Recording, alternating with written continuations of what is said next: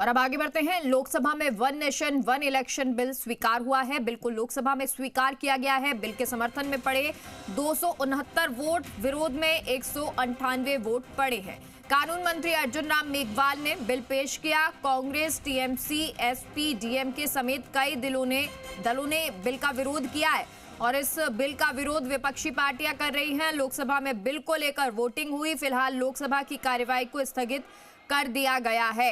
ये आपको तस्वीर दिखा रहे हैं क्योंकि ये टोटल वोट आए और इस वोट में से कितने वोट जो हैं वो सहमति में पड़े हैं, कितने वोट जो हैं वो असहमति में पड़े हैं, वो पूरी संख्या आपके सामने है। क्योंकि इसका विरोध जो है वो विपक्षी पार्टियां कर रही थी और ये विपक्षी पार्टियां जो है उनमें एसपी, टीएमसी, डीएमके, कांग्रेस समेत कई और दल हैं जिन्होंने विरोध किया है। तो ये कितनी संख्या रही है, वोट टोटल कितने पड़े हैं? वोट टोटल 369 पड़े, जिनमें से जो यस है यानी जो जिन्होंने समर्थन दिया वो 220 रहे और जिन्होंने नो कहा यानी कि जो इसके विरोध में थे वो 149 रहे। लखवीर हमारे सहयोगी इस खबर पर जुड़ गए। लखवीर, जानकारी दीजिए। बिल्कुल, देखिए, one nation one election bill जो है लोकसभा में इंट्रोड्यूस हुआ और इसके पक्ष में 269 वोट पड़े हैं, विपक्ष में 198 वोट पड़े हैं।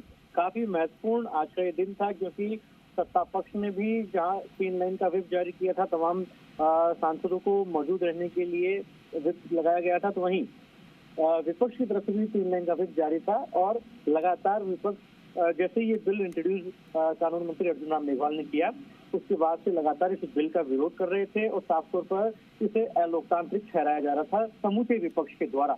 तो वहीं सत्ता पक्ष लगातार समझाइश का प्रयास कर रहा था, ये कह रहा था कि ये बिल जो है इस आज देश की जरूरत है और निश्चित रूप से वन नेशन वन इलेक्शन पूरे देश में लागू होना चाहिए ताकि चुनाव एक समय पर करवाए जा सके, जिसके अतिरिक्त तमाम जो आर्थिक भार पड़ता है वो कम किया जा सके। इसके साथ ही आचार संहिता लग जाने से जो काम अटका करते हैं उनसे सहूलियत मिले।